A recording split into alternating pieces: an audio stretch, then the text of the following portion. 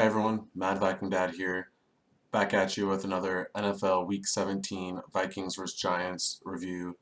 Boy, what another nail-biting finish for the Vikings. We're no stranger to this. This makes us 11-0 in one-score games this season. Basically unbeatable when we're playing these close matchups. Um, Super special, super fun. It's been a mix of stress, fun, excitement. Um, I couldn't have asked for a much better season than this, a much funner season to be a Vikings fan than this. And as we all know at this point, something special is happening with the Vikings this year. Regardless of where we end up finishing, just enjoy the ride, man. This has been crazy. This has been some of the best, most fun, magical football that we don't get maybe every 10 years as Vikings fans. So enjoy it while we have it. Who knows where it's going to lead, but enjoy it while we have it. So big win. I want to go over some of the key highlights, some of the key performances that brought us to that W on Sunday. First, we'll start with our guy, Justin Jefferson, who's casting his vote for league MVP.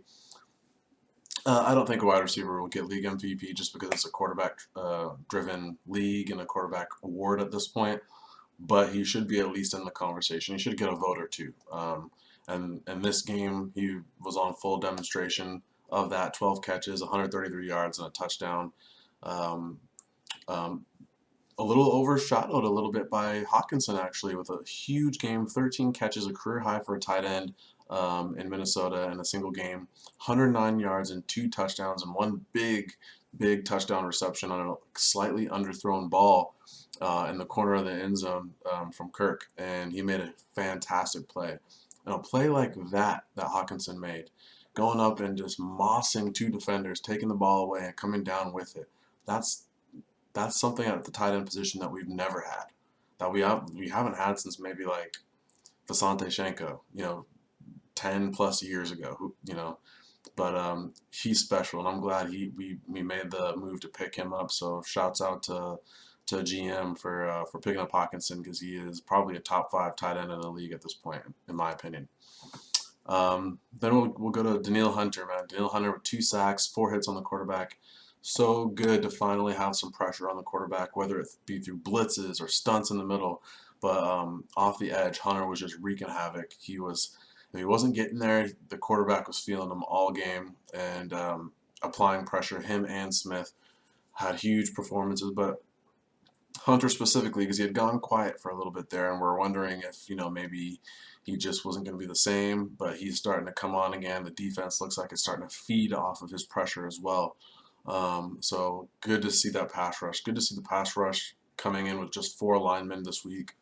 The #1 performer, the MVP of the game, you guessed it, it's going to be Greg Joseph. 61 yarder that was probably going to be good from 64, 65, right down the middle. I'm not going to lie to you, I had zero faith that this man is going to make this kick. Zero faith. Mostly because he hasn't given us a whole lot to write home about when it comes to his extra points or even his longer field goal attempts. He's been pretty money inside of 50 from his field goals, but anything over that has felt like it's been a real wash. So kudos to him. That was a big moment. 61-yard game winner as time expires. He deserved it. Made me feel better heading into the playoffs, knowing that we're circulating on all cylinders. Offense, defense is starting to come together. We're starting to put some different packages out there for teams to look at the right time. At the right time. Let's talk about that with our defense. Our defense is starting to evolve and adapt at the right time of the season when teams aren't really going to be prepared for it heading into the postseason. So hopefully we continue that trend. Hopefully we continue applying pressure to quarterbacks and the opposing team's run game through blitz packages, right? Bring Harrison Smith, man. He needs to be blitzing and rushing the quarterback way more than he does. We need to get him up in the box. I know he's fantastic as a cover safety, but he's also one of our best tackling, pressuring football players we have. Let's use it. Some of the tough areas we still had against the Giants, our offensive line still struggled. Kirk is just getting blasted. He's getting blasted when he's throwing the ball. He's getting blasted when he's not throwing the ball.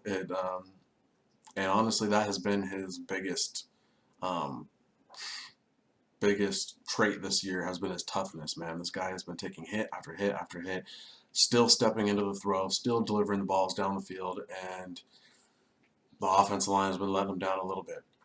I will say this, in this game in particular, Cousins had another 300 yards, I believe, 3 touchdowns, no ends. However, he was sacked 4 times. He was holding the ball a lot, and there was some of that old Kirk Cousins hesitation I was seeing from him, where he'd step back, hit his step, and then he'd hesitate, and then he would take a sack. This year in particular, he's been really good about making the most out of the offensive line when they have given him time, but he's got to be faster. He's got to be faster. He's got to make a decision. He's got to let the ball go. And I know we're trying to develop some deep passing plays down the field with Jefferson and Osborne and Thielen, but we got to protect the quarterback. We got to figure it out. Run some shorter stuff every now and then, right? Keep the defense honest. Along with those troubles with the offensive line, Cook had a underwhelming game.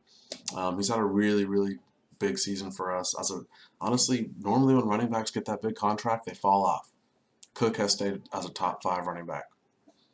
Even if you want to say that maybe he doesn't run as hard as he does lately this season, I would say that, yeah, that's probably accurate. He does go down more to arm tackles than I've ever seen him this year.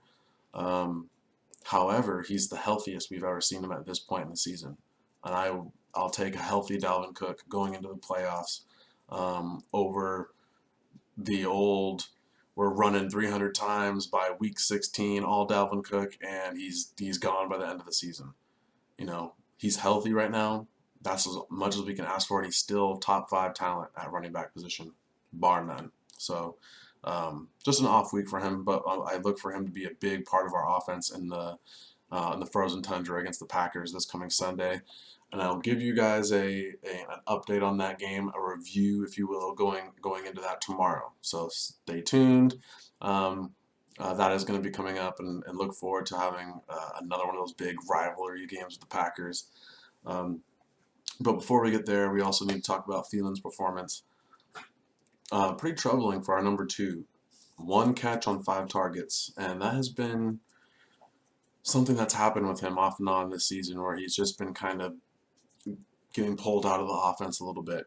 Now, don't get me wrong, Thielen is a super valuable number 2 because of his experience, his work ethic. The dude knows where to be, and Kirk is comfortable with him, clearly. He's still going to find him in the red zone. He's still going to find him on 3rd downs.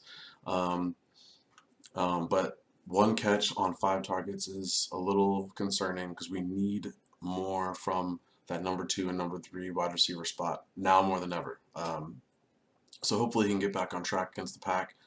And he did have that one play towards the end of regulation where he looked like he went with a hot route to try to break free for the first down, and didn't quite work out, as he ran kind of in the same direction as Jefferson's route. And just threw the play off a little bit. You could tell he was upset with himself, and O'Connell was sitting down and talking with him about the play. So just a little off, but Cook and Thielen, those are 2 staples of our offense. I look for them to have huge bounce back weeks this week in the most important game, as far as I'm concerned, of the season, going against the Packers. But damn, what a fun game! What a way to end it, with Jefferson breaking that screen free and getting down, and another last-second field goal. It's been a fun year to be a Vikings fan, and like I said, I will be back with you guys tomorrow night with a video on the Packers and Vikings game, biggest of the season. Look forward to that. Mad Vikings Dad out. Peace.